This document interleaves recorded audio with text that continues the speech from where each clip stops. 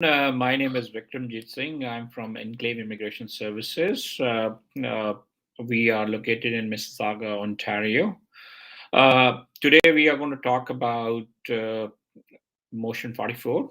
Recently, last this week, Minister submitted his proposal in the Parliament about the Motion 44, which was about providing a permanent resident pathway for temporary foreign workers or international students. So this was highly anticipated from many of the people who are in Canada on temporary status, are international students or temporary foreign workers. Uh, this motion was initiated by a Liberal MP and it was passed in Parliament on the May of 11th. And minister was given 120 days to come up with a plan how he intends to give a permanent resident pathways for international students or the foreign workers. Since the report has been tabled into the parliament, there has been a lot of discussion and a lot of people have already criticized minister about not coming up with any specific plans. Many people are even saying that this is like putting old wine into a new bottle, basically. So whereby what he has done, he has put together whatever programs is already available for temporary and foreign workers, and maybe some new additional information which has been incorporated into this plan. So we'll go into details of what minister has proposed and what are the implication of these changes on people who are in Canada on a study permit or they are holding a work permit status in Canada. So predominantly, this plan has got. They are saying there are five pillars. The first pillar, which they are referring to, is related to uh, the number of PR applications. So the minister last year already submitted a proposal in terms of number of permanent resident applications, and the plan is really has been really aggressive. They are already looking in terms of high number of people coming to Canada on a permanent resident basis. So a new plan is going to be submitted again on November 12th, where the minister is going to submit the proposal for the next year. So that is the one thing they are saying, that we already have enough places. So all these foreign workers or international students who are in Canada, they should be able to find a permanent resident pathways to existing programs. The second change which they are referring to is changes into the express entry. Beginning of this year, there was a bill introduced into the parliament where a minister was given authority to make changes into the express entry system.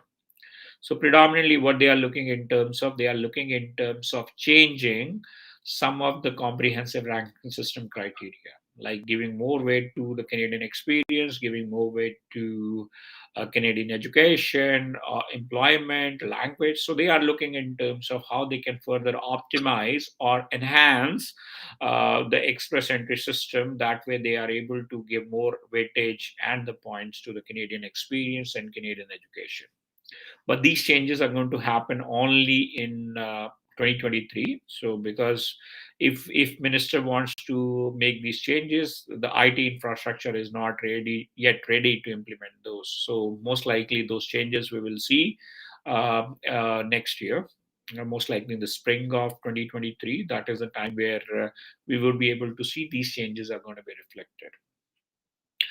Other thing which on the same pillar they are talking about, uh, you know extension of certain knocks into the express entry system, so which is being implemented through change into the knock structure. So knock structure change is going to be implemented from the mid of November. So you will be able to use knock 2021, and through that 16 new occupations are included into the express entry. So that is another pathway they are saying is available to international students or the foreign workers, which will enable them to get the permanent residency.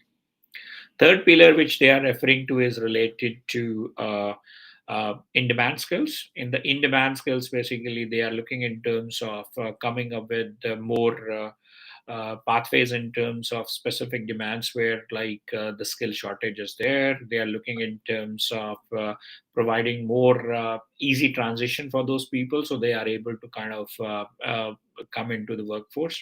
So one of the examples of physicians.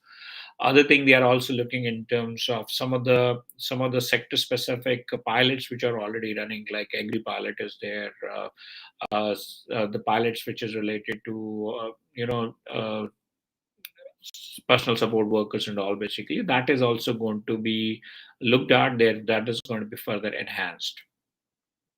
The fourth pillar is, which is interesting pillar, is related to the regional immigration programs. So if you see, for IRCC has been implementing certain regional pilots, and IRCC want to further expand on that. So they were looking in terms of even coming up with the municipal uh, uh, programs where like you can have a nomination at the municipal level. So the idea is to have a greater diversity in terms of expansion of the pool rather than like everyone's getting stick to the urban areas.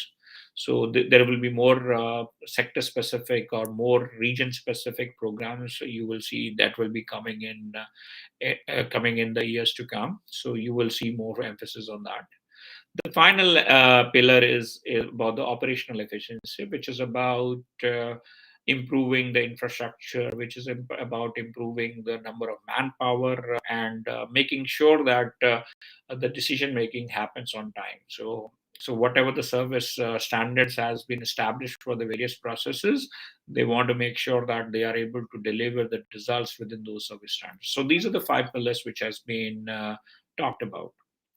But there are certain things which are also touched upon in their report, which I think are important factors, like when it comes to international students or it comes to the temporary foreign workers. One of the areas they are looking in terms of when they talk about international student program, they say it's a big success, but they are looking in terms of diversifying that. They want to have more people coming from different countries, as well as they also want people to focus on not only on the urban areas, they want people to be going to other areas also. So they are looking in terms of incentivizing students in case they are looking into the program outside of the urban area.